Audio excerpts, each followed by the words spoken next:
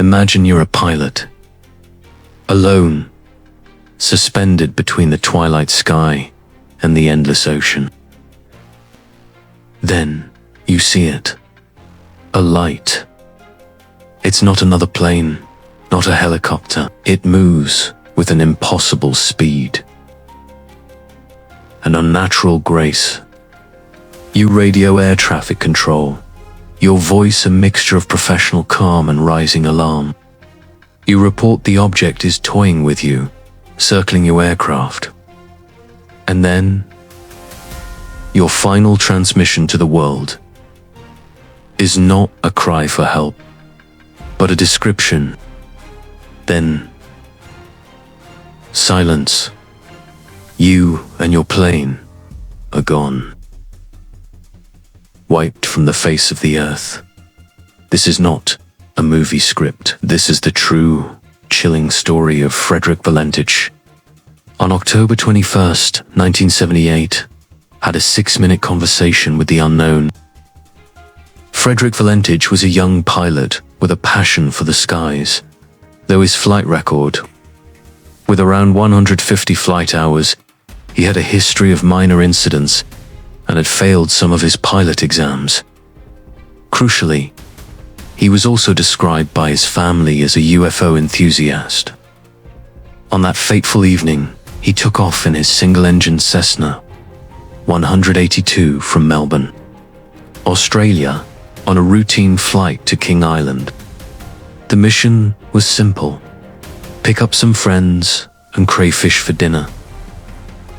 But this routine flight was about to become one of the most infamous and debated disappearances in aviation history. At 7:06 p.m., Valentich radioed Melbourne air traffic control. He asked if there was any known traffic in his vicinity. The answer was a firm negative, but Valentich insisted. He described seeing a large aircraft with 4 bright landing lights. He couldn't identify its type. The controller, perplexed, reiterated that there were no military or civilian aircraft on his route. This is where the conversation veers into one of the most bizarre official recordings ever made. Valentich reported the object passing directly over his plane. "It seems to be playing some sort of game," he said, his voice laced with a new tension. "He's flying over me." The controller asked for an estimate of its size. Valentich couldn't give one. The situation escalated dramatically when Valentich reported the object was now orbiting him.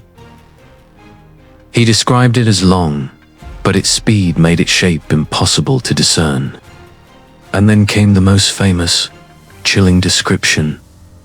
"It's got a green light and sort of it's all shiny on the outside." The air traffic controller could only listen, helpless. Valentich, in a mix of fear and pilot's instinct. He reported it was now approaching from the east. The controller asked him to confirm his intentions. But Valentich's reply was even stranger. He said the object had vanished. A brief moment of relief, perhaps. No. Seconds later, he was back on the radio, his voice now clearly strained with panic. "It's approaching from the southwest. The engine is rough idling. It's coughing." And then came the final recorded words of Frederick Valentich. He told the controller, "My intentions are to go to King Island ... Melbourne. That strange aircraft is hovering on top of me again." The transmission was then interrupted by 17 seconds of an unidentified, grinding, metallic noise. Then, absolute silence. Frederick Valentich and his Cessna 182. An extensive search was launched immediately. The Royal Australian Air Force, ships, and civilian aircraft scoured the Bass Strait for days. They They found nothing. No wreckage. No oil slick. No trace of Frederick Valentich. It was as if he and his plane had been plucked from existence. The Vanderhoff-minute transcript of his conversation became a legendary artifact, analyzed by ufologists, skeptics, and investigators. For decades, the theories attempting to explain the disappearance are as vast as the ocean he vanished into. The official, skeptical explanation points to pilot disorientation.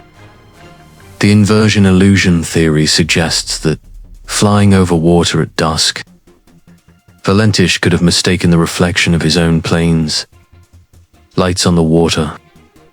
The object hovering above him would have been his own plane, flying upside down. His spotty flight record is often used to support this. But does this explain the detailed, real-time conversation or the final metallic sounds? Another theory suggests Valentich was involved in illicit activities, like drug smuggling. But his family and friends vehemently reject this, describing him as an honest. Furthermore, faking a disappearance with such a specific, dramatic conversation with air traffic control seems an overly complex and risky plan. And then, of course, there is the theory that has captivated the world: alien abduction. For ufologists, the Valentich case is a cornerstone.